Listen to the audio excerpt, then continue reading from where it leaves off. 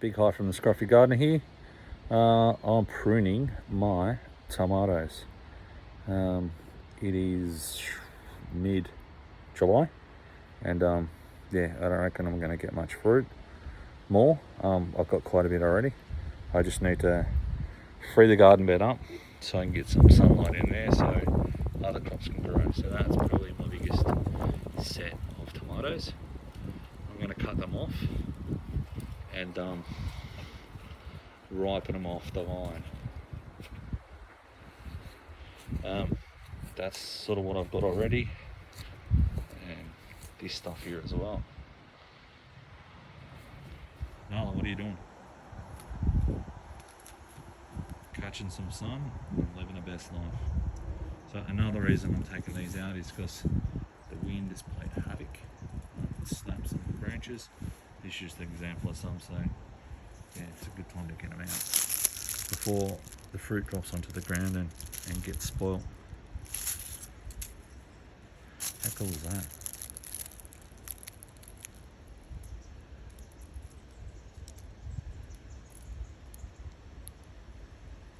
So these are my potato grow bags. I'll plant at the same time, strangely enough. The only difference I can see is this bag here had a thicker layer of mulch on it. So you can see that coming through. This one had a thinner one. They're significantly bigger if you see them sort of side by side. And I talked before, some critters been eating the leaves. So there's some potato munching thing that comes out at night. It's giving that side a haircut as well. That looks like it's untouched. These other three have been chomped on. Alright, this is another garden bed that's got some tomatoes that are just hanging on. As you can see, most of the foliage is rubbish or diseased. So I'm going to cut these out as well. This one here has been wind snapped. See that tomatoes are ripening, one's shriveling. One are in there. I might keep him on for some seeds. Don't worry, we'll have a look at my broccoli. Pretty proud of that, thanks you. Got my bug trap there. It's just a Coke bottle inverted with some sugary liquid at the bottom. To see what goes in there, they get trapped, and then I'm going to treat things. My other broccoli, some broccoli seedlings here. But they're doing alright, they're moving. I think there's 4 patches. So 1, 2, 3, 4. This one's probably doing the best. Let's get some true leaves. The thing over there looks like a sunflower. Don't know where it came from, but it looks mighty like a sunflower, which is strange in the middle of winter. But anyhow, we'll see what happens with it. It's butter lettuce. Actually, you've got to sow some lettuce today. Not sow it. Transplant these mixed lettuce there. They're ready to be planted out. That's the spinach there. That's definitely not the strike rate that the lettuce had. And I did have broccoli and there's another lettuce.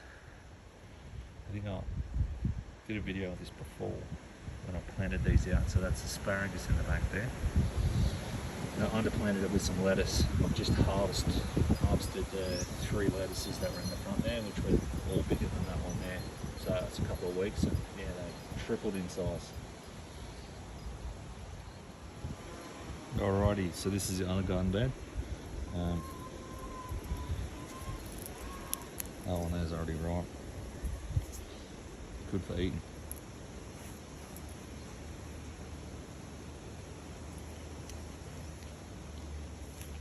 So this is the other bed. This one here's got some more ripe fruit on it.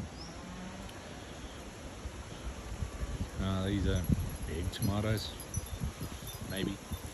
They're not cherries, a bit bigger than that. So I'll pick those. There is a yellow currant. These things are one of the first things I've planted, and I've always got fruit on it. Top dividing, and the fruit is fantastic, I must say. So yeah, this is all this manked up tomato foliage. There's no fruit there, so I'll rid myself of these vines. I'm starting to build quite a pile of vine cuttings. So you can see here I've used a few different methods to load these tomatoes up. So there's this sort of cluster sized wire, which is handy when you get them out because it just slides, the whole lot slides, so you can cut it into sections like that. You can cut it and you can, in essence, just pull it down like that. So for my setup here, which is bird proof, it's easy to get stuff down. I don't have to step into the garden. Not that I wouldn't step into the garden, but I've got humongous feet, so I don't want to. So that's just a handy way. Another thing I've been using is this. The only setback with these is they don't slide. So one of the design features is that they lock onto the string, which is good because it offers the plant some extra support. But when you're coming to take it out, it doesn't slide, so you could break it. So you sort of got to go around and either just pop them open. One hand it's tricky, but I'll do it. There we go. Pop it open and take it off, and then you can do your slidey McSlide thing and pull stuff down. I don't know why that one's not coming down. Probably because of that super knot there. Yeah, so I'm trying all these methods. I've even got some of the sort of plastic ring thingies here. These. I found that they sometimes damage the plant a bit. So I use them lower down the plant where the wood is thicker. I've got a ton of those. So I want to use them. I've had them for 12 months, no problems. This wire's probably a good compromise. You can cut it as big, as small as you want. I haven't seen it degrade yet. And there's different gauges. There's the thick stuff, there's the thin stuff. Thin stuff's probably good for what I use it for. And yeah, I can easily up it, down it, get it off. Drop it in the garden, it's visible. You can pick it up later. As you can see there, I've got some of that there and some ties there. So that's my tie rendition of how to tie my tomatoes up. Thanks. This is another way I truss my tomatoes, or how I trellis them.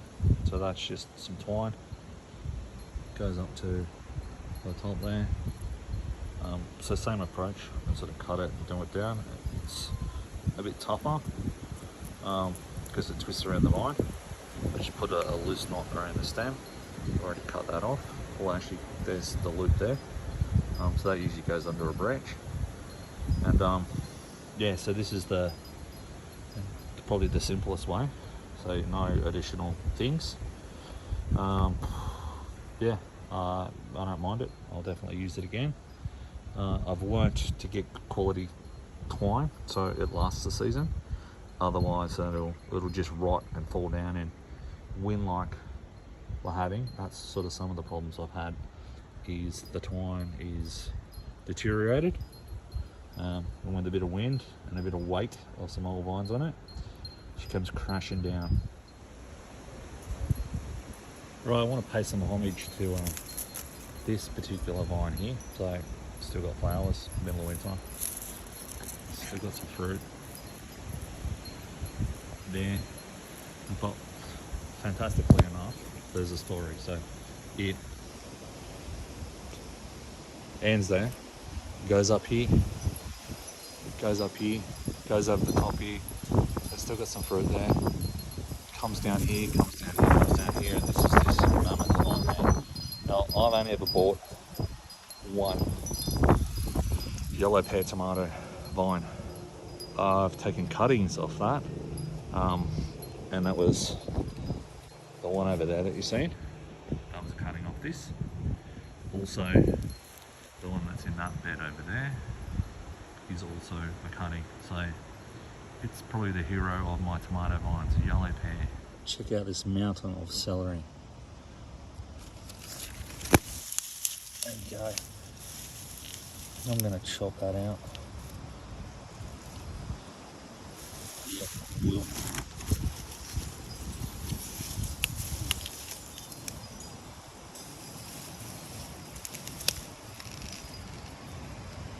Probably better be using a knife.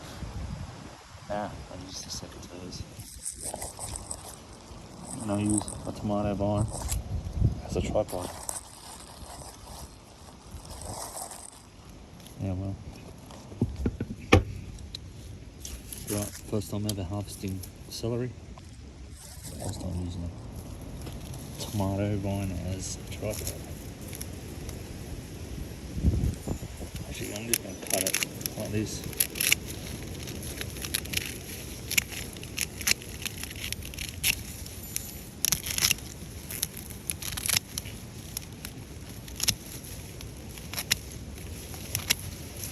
You know, I've got like 4 tripods inside, but I'm not inside. So there's my first ever celery harvest. As you can see, it's quite a sizable bunch. I'll leave that there and I'll probably grow again because that's how I originally grew, just with the base of the celery. Over in this garden, well, look at what's happening here. So you've got some snow peas happening there. Got celery's brother or sister. Got a little Great Lakes lettuce. We've got the green oak lettuce. I reckon that's the coolest looking lettuce ever. Banana heart lettuce. Some more snow pea there. Got some snow pea there. Got some normal peas there. Those normal peas aren't doing so well. Probably because the tomato that was there was blocking out the sun. So now that that's gone, we should get some life out of them, or some bigger growths. We're going to turn this into probably 50% mulch, 50% worm food.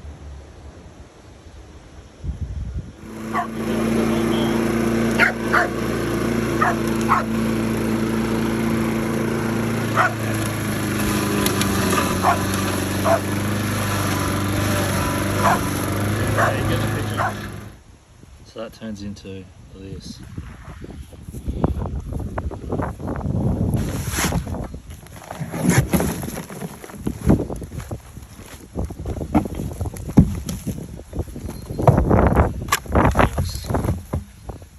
Nice to compost, nice for my wormy worms to have a feed on.